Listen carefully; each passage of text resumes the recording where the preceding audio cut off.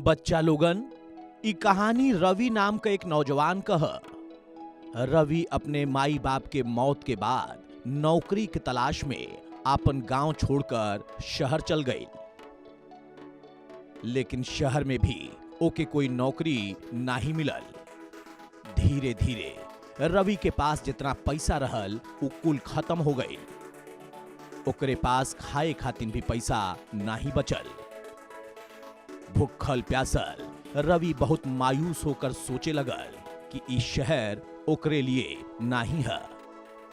आखिरकार नौकरी ना मिले से परेशान रवि अपने गांव वापस लौट आई।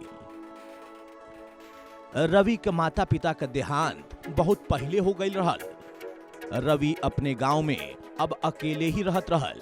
बेरोजगार होवे के वजह से ओके गांव का एक सेठ रोज ताना सुनावे लगल।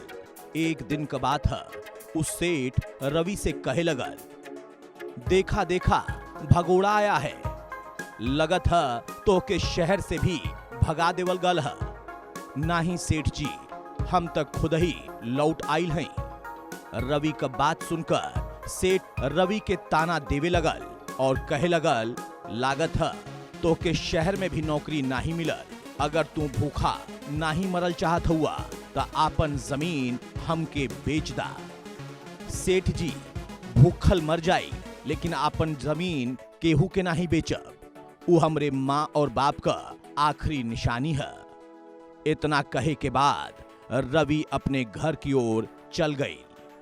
ओके बहुत तेज से भूख लगत रहल, लेकिन ओकरे पास ना तो पैसा रहल और ना ही खाना। रवि सोचे लगल कि काहे न पास के दुकान से ही कुछ उधार ले आई। यही उम्मीद से रवि दुकान पर गई, लेकिन दुकान वाला भी रवि के उधार देवे से मना कर देहलस। रवि मने मन सोचे लगल कि ना तो पैसा है और ना ही कुछ खावे के है। लगत है पूरी जिंदगी ऐसे ही मुश्किल में काटे के पड़ी।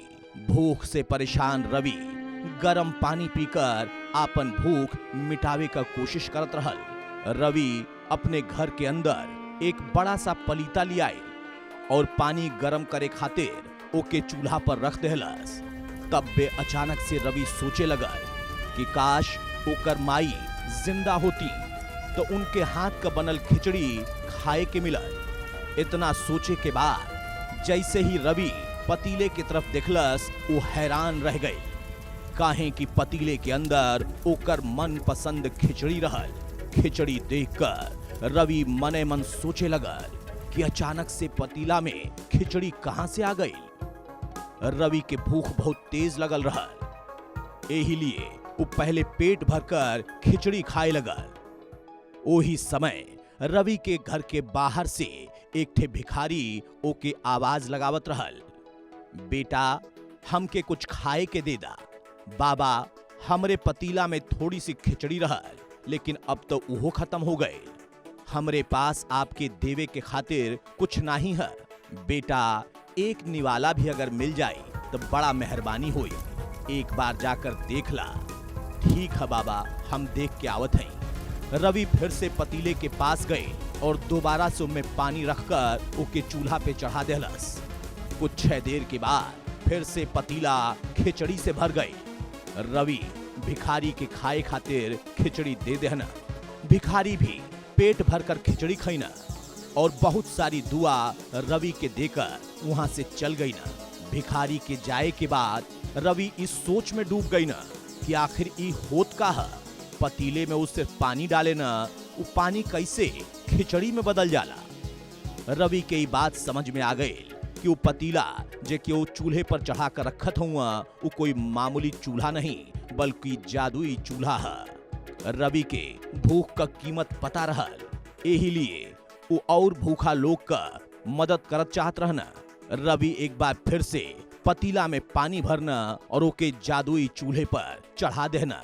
इतने में ही गांव का सेठ जो रवि का जमीन हड़पल चाहत रहल, रवि के घर पर आ गई ना और रवि से कहे लगना, तुहार अकल ठिकाने आयल की नहीं, तोहरे पास समय नहीं है। अब हमके अपन जमीन बेच दा, नहीं तो भूख से मर जाइबा। अरे तोहरे कहला से हम मर जाई भूख से? हमरे ऊपर ऊपर वाला है। देखा, हमरे पास जादुई चूल्हा है जो पानी के भी खिचड़ी बना देवेला। हम तब पेट भर कर खैनी है और बाकी भूखा और गरीब लोग का भी मदद करब। इतना कहकर रवि पानी से भरा जो पतीला है ऊपर ढक्कन रख देना और थोड़ी ही देर में फिर से पतीला खिचड़ी से भर गए। सेठ ई देखकर हक्का बक्का हो गए। सेठ का हाव भाव देखकर रवि कहना, जे लोग दूसर लोगन का पेट भरे का तमन्ना रखे ना, भगवान उनके कभी भूखा नहीं रखे ना। तू हमके का भूखा रखबा, हमरे पास जादुई चूल्हा है। चला जा यहाँ से, दोबारा मत अइहा। सेठ के भगावे के बाद रवि गरीबों में खाना बांट देना, सब पेट भर कर खैना और रवि के बहुत सारी दुआ भी देना।